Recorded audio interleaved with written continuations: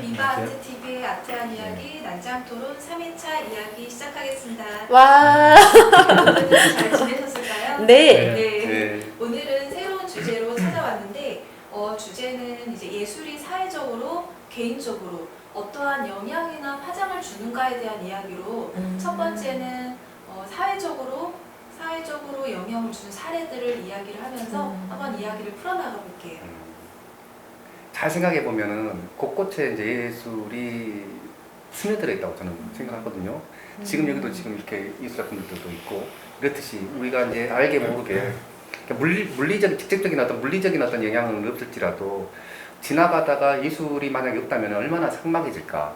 그러니까 예를 들어서 이 건물 하나를 짓더라도 예술적인 어떤 것이 들어가지 않는다면은 그것은 모르겠어요. 저는 상상이 안 돼요.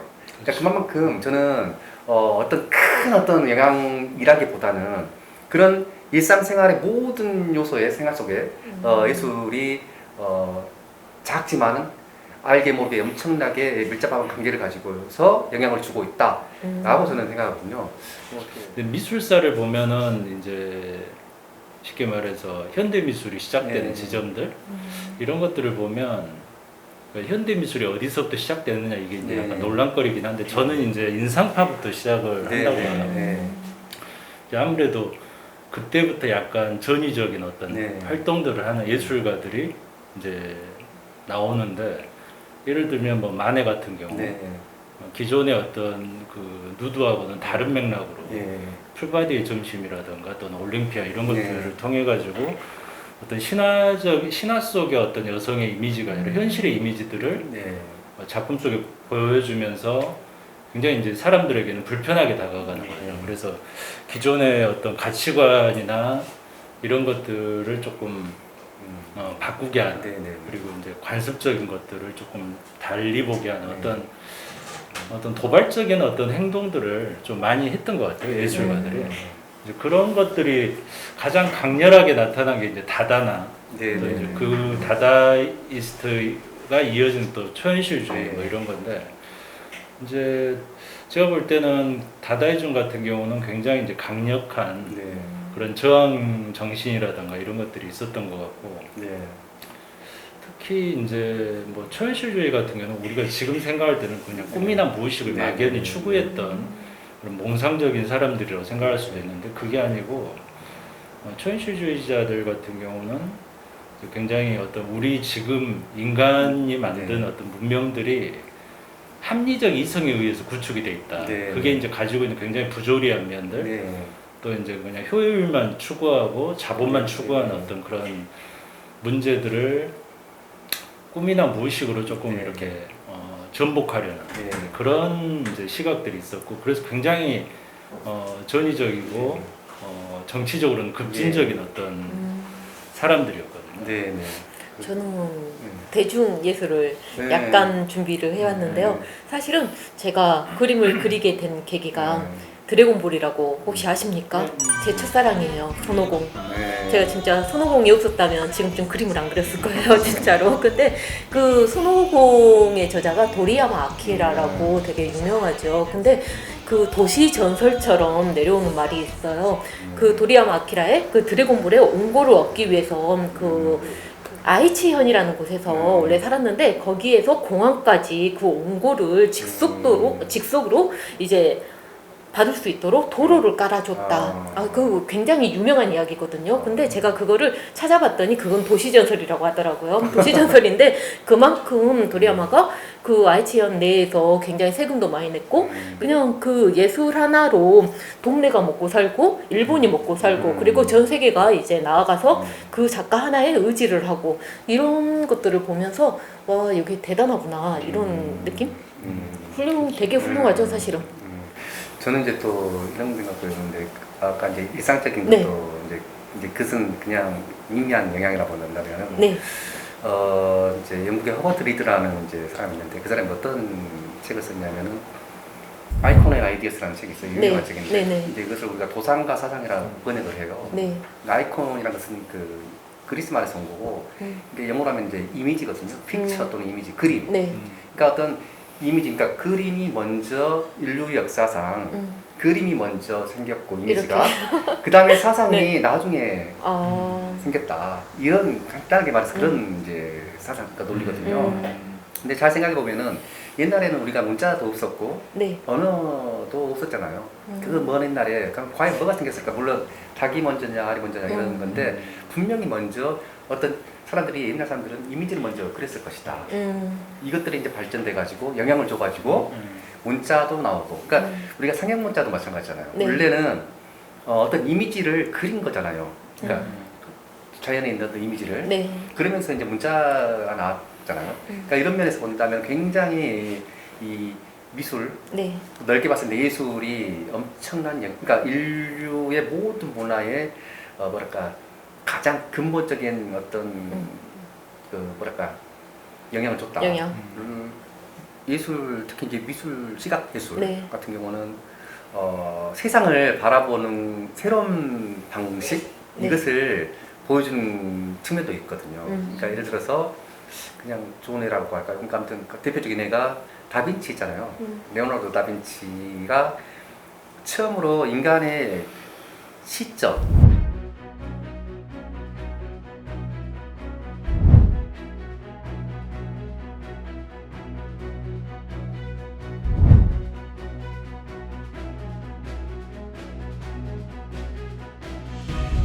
그동안 우리는 전혀 생각도 못했던 것을 일깨워주는 거죠. 이런 것들을 굉장히 많이 했었던 것 같아요. 특히 이제 작가, 아티스트라고 하는 분들은 그런 세상을 다르게 볼 수 있는 방법을 그렇죠. 발견해서 알려준 것. 그게 엄청난 영향력이라고 저는 보거든요. 네. 그런 게 이제 영역이 좀 넓어진 것 같아요. 네, 예전에는 네. 고전적인 예술 개념으로 네, 치면 네, 사실 네. 뭐 우리가 흔히 말하는 순수 네, 예술, 네. 그다음에 뭐 대중예술 이렇게 네, 나눴었는데 네. 사실은 그런 게 굉장히 고전적인 분류죠. 네, 그렇죠. 지금은 사실 그렇게 분류한다는 게 그렇죠. 쉽지도 네, 않고 네. 굉장히 이제 다양한 예술들이 또 새로 생겨나기도 하고 뭐 네. 말씀하셨던 것처럼 웹툰 같은 거라든가 네. 또 애니메이션들 뭐 이런 것들이 어떤 기술의 발전에 의해서 계속 만들어지기 때문에 네. 이게 사실은 뭐 네네네. 영역이 네. 점점 넓어진다고 볼 수가 있겠죠. 예전에 저 제가 배움을 받았던 선생님은 그러시더라고요. 예전에는 그 실용 미술과나 디자인과나 이런 데가 굉장히 이제 이런 표현은 그러지만은 대학에서 입시를 볼 때 굉장히 이제 점수가 낮았다고 이야기를 해요. 그리고 저희 선생님 시대만 해도 한 80년대 그 정도 시대만 해도 서양화, 한국화 이런 이제 약간 순수 미술이 굉장히 이제 대학 들어가기에 점수도 네. 높았고 어려웠다, 뭐 더 점수가 높았다 네. 이렇게 이야기를 하는데 네. 근데 제가 생각을 해봤어요. 왜냐면 예전에는 뭐 화가가 될 테야 하지만 요즘 화가가 될 테야 하는 친구들 거의 없거든요. 요즘은 웹툰 작가가 될 거야. 네. 뭐 옛날 웹툰 작가 이전에는 디자이너가 될 거야가 많았죠. 네. 이제 그림 영역으로 따지면은 시대를 반영하지 않을까. 그렇죠. 네, 뭐 이를테면은 이제 뭐 예술이라는 영역도 먹고 살기 힘들어질수록 네. 시대를 그렇죠. 반영하고 네. 뭐 어떻게 이제 회사에 취직을 할 수 있고 뭐 네. 돈을 벌 수 있는 것 그런 쪽으로 넘어가게 돼 있으니까. 그러니까 그 원형을 따진다면은 그러니까 댄스 무용이잖아요. 무용, 네네. 무용 그다음에 시각 네. 예술 그러니까 미술적인 요소도 네. 있고 그다음에 뭐 음악 그다음에 그 연극 이런 모든 것들이 종합된 새로운 형태의 예술 같아요. 그러니까 예전에 고대 그리스나 이럴 때는 로마 때는 이게 다 합쳐진 거였잖아요. 무대에서 그것이 오늘날 좀 발전돼 가지고 나타난 것이 이제 그런 좀 대중 그렇죠. 예술 새로운 나타난 종합 것이- 예술. 네, 새로운 종합 예술. 네, 그렇죠. 거기서 거의 대부분 미디어 아트까지만 네, 이제 네, 나오기 네, 때문에 네. 그러니까 우리가 이제 정서적으로는 고전적인 예술들이 네. 이제 이렇게 깔려 있긴 하지만 네. 사회 변화가 이제 예술이 영향을 받지만 또 그런 쪽으로 예술이 이제 영향을 주고 네, 있는 것들이 네. 확연하게 보이는 네. 거죠. 그러니까 점점점 그 시대에 맞춰서 이게 진화한다고 아, 그럴 수 이게 있죠. 예술 자체가 마치 이제 생명이 있는 생명체처럼 그렇죠. 네.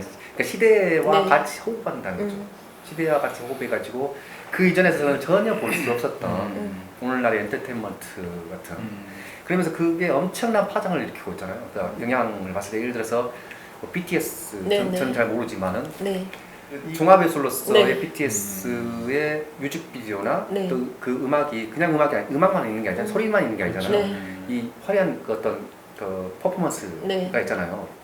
시각적인 요소도 있고 해가지고 그러니까 이 종합 예술이 끼치는 파장이 파급력이, 어마어마하다는 네네. 거죠. 네. 그렇죠. 그것은 가장 그 요즘의 예술의 어떤 영향 같아요. 그렇죠. 예. 물론 이제 그에 관해서 이제 이렇게 정적인 것들도 있긴 한데 상대적으로 이제 물론 이것은 좀 약간 더 거기에 비했을 때는 파장이 적긴 하겠지만 우리가 20세기 때 추상미술 미국에서 추상표현주의 있잖아요. 추상표현주의도 그러한 추상표현주의라는 그 시각예술의 네. 파급력을 통해서 이제 이런 말이 있잖아요. 정치적으로 그렇죠. 예, 미국 정부에서 의도적으로 이제 추상표현주의 미술을 부각시켰다. 그것은 이유가 뭐냐면은 그만큼 파급력이 있기 때문에. 근데 이게 진화해가지고 지금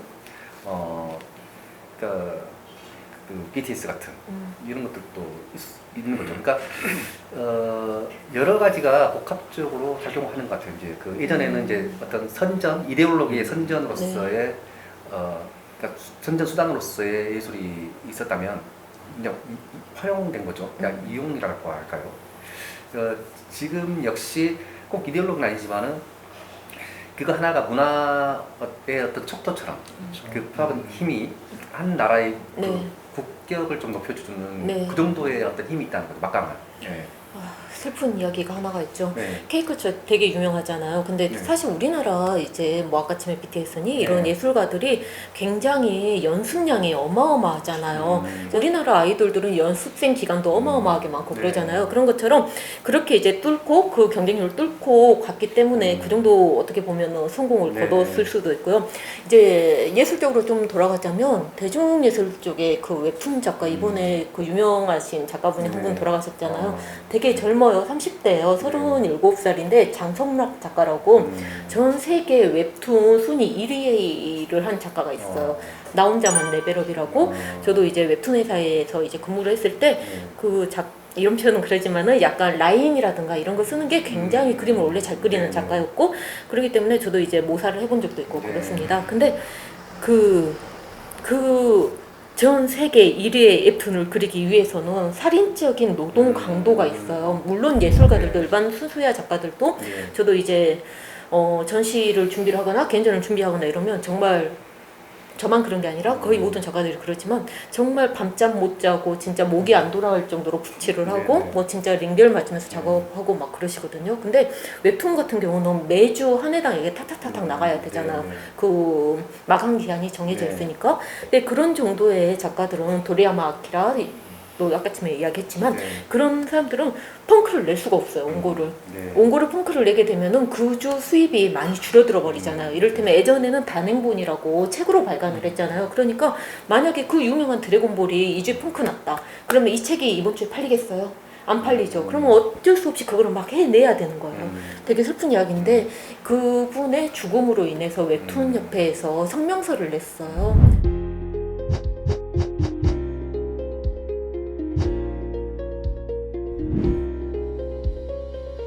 이제 웹툰 작가 처우 개선이라든가 뭐 물론 이제 그 작가의 지령이 있고 그랬겠지만은 그 노동 강도는 어떻게 할 수가 없는 부분이라 슬픈 이야기죠. 근데 정말 그렇게 이제 뭐랄까 뼈를 깎는 고통과 노동과 기타 등등이 있었기 때문에 뭐 플랫폼과 제작사와 뭐 작가 막 이렇게 모두 이제 합심을 해서 그렇게 만들어 세상에 내놨는데 그걸 또 유지를 해야 되기 때문에 그러니까 방금 말씀하셨던 네. 것들이 이제 방금 그 예술이 얼마나 힘든지 그것을 하나를 완성하게 되기 위해서 그만큼의 시간과 육체적인 어떤 노동이 들어가는 것을 말씀하신 거잖아요.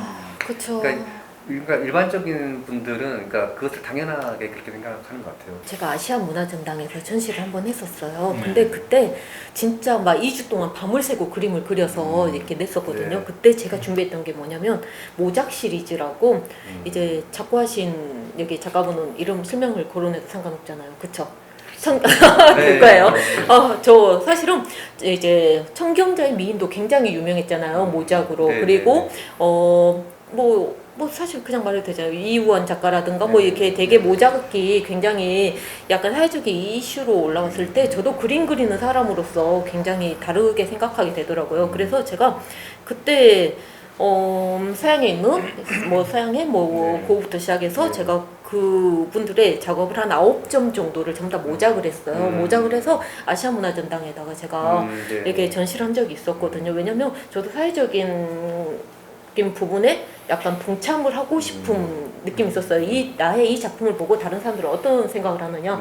물론 이제 재료는 한국화 재료로 전부 다 제가 모작을 네, 했거든요. 네. 서양 이제 유화 물감의 재질을 약간 좀 응용을 한다거나 막 이런 네. 식으로. 그래서 뭔가 이런 것 같아요. 아까 침에도 저항적이고 예술이 뭐 이렇게 사회에 미치는 영향이나 이런 것들을 말씀하셨을 때 저항적이고 뭔가 화두를 던질 수 있게끔 저도 뭔가의 그 요만한 역할이라도 하고 싶더라고요. 이것은 좀 다른 얘기긴 한데 이게 좀 그 2차 대전 때 아, 2차 대전 히틀러 나왔어. 아, 히틀러. 그가 우리에게는 그러니까 히틀러가 좋아했던 예술 장르가 네. 고전주의적인 작품들이었거든요. 네네. 그래가지고 히틀러가 그 당시에 이 소위 말하는 아방가르드적인 미술 있잖아요. 네. 그 실험적이고 어떤 추상 미술이나 뭐 이런 것들 이런 미술들을 다 전 이제 유럽 싹 쓸면서 네. 다 이렇게 수거해가지고 일부는 다 불태워버리고 또 일부는 이제 그 이런 것들을 하면 안 된다고 이제 돌아다니면서 전시를 했거든요. 네.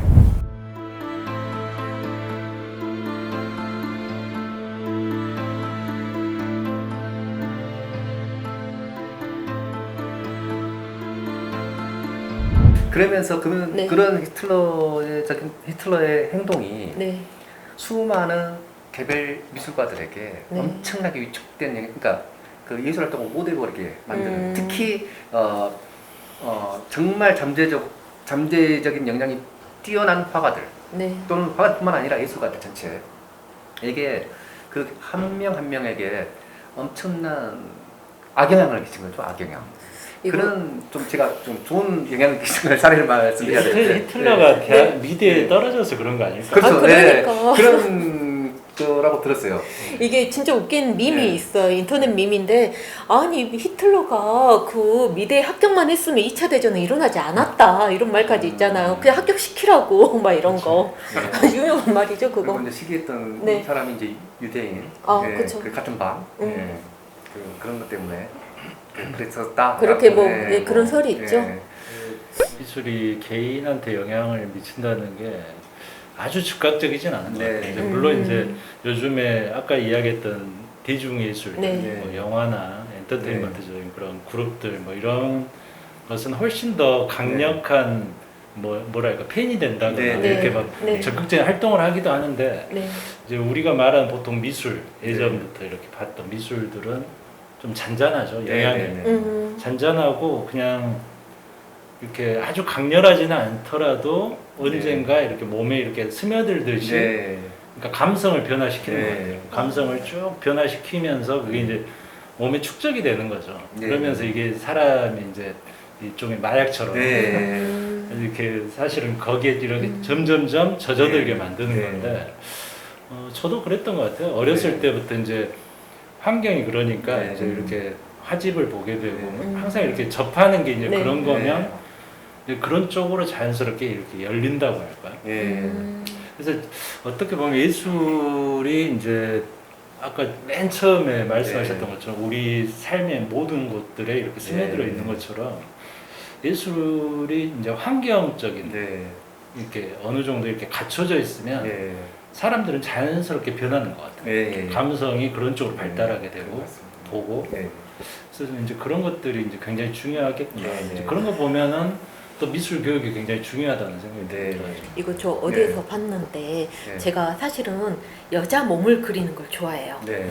이렇게 생겼고 이쁘잖아요. 사실은 아니 제가 남체도 그려봤는데 네. 남자 몸보다는 여자의 곡선이 주는 아름다움이 네. 저는 더 좋더라고요. 네. 사실은 그래서 그냥 습관적으로 드로잉을 이렇게 쓱쓱 네. 하면은 그냥 이렇게 그리고 있어요. 저도. 네. 그런데 이거에 대해서 아, 내가 변태인가 이런 생각을 해본 적이 있었거든요. 아니 왜냐면 네. 아니 나는 연애는 남자랑 하지만은 이를테면 근데 네. 이제 그림은 항상 여체를 좋아하더라고요. 여자 몸을 그럴 수 그리는 걸. 있죠. 네, 근데 이거를 제가 어느 날 이제 책을 봤더니 이런 내용이 나오더라고요. 예술가가 누드를 그리거나 외설적인 거를 그리는 것이 그 예술이라는 이름으로 약간 통용이 된다, 봐줄 수 있다, 뭐 이런 식으로 표현이 되는 부분이 있더라고요. 일반인들이 만약에 누드를 그린다거나 막 이렇게 됐을 때는 아까 이야기한 것처럼 아, 저 사람 변태다, 약간 좀 도착적이다, 막 이렇게 표현을 하는데 예술가가 이제 자기의 성향을 누드로 표현을 한다거나 이럴 때는 그게 약간 좀 면죄부가 솔직히 조금 될 수도 있다라고 거기에 나와 있더라고요. 그거 보면서 아, 그렇지, 나는 변태지만 그림을 그리니까 면죄부를 갖고 있구나, 막 이런 생각이 이렇게 들었었는데 실질적으로 이제 페어라던데나 이런 데를 나가보면 이만한 작은 누드들이 생각보다 되게 잘 팔리더라고요. 그게 이제 작은 소품들. 근데 아마 저는 그런 이제 그 작품 이렇게 표현해도 되나? 그 작품을 사가시는 이제 구입하시는 일반 컬렉터를 보면서 아, 그 컬렉터도 아까 팀에 이야기했던 것처럼 나는 그림을 그리지 못하지만 그 부분에 대한 거를 뭐 이를테면 나의 그런 부분이라든가 이런 부분들을 성향이나 이런 부분들을 구입을 함으로써 이제 푸는 거구나 이런 생각이 들 때가 있더라고요. 해소를 하고 풀고 서로 각자 치유를 하는 과정이지 않을까요? 뭐 그리고 뭐 판매를 하고 뭐 구입을 하고 막 이런 것들이 선순환인 것 같네요. 네, 오늘 말씀 너무나 감사드리고 난장토론 3회차는 오늘 마치고 다음번에 또 건강한 모습으로 찾아뵙겠습니다. 와!